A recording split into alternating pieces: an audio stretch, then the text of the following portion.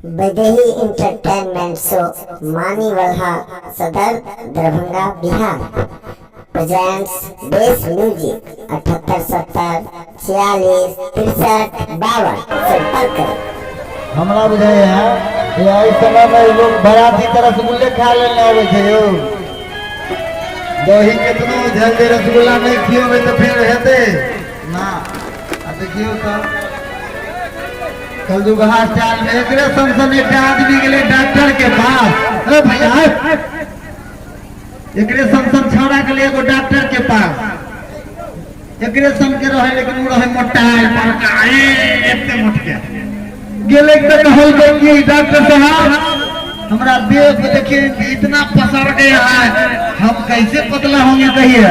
कहा कि बाबू एक काम करो, तुम डेली 3 किलोमीटर चलो, डेली चलो 3 किलोमीटर, तुमने अपने आप वजन कम हो जाएगा।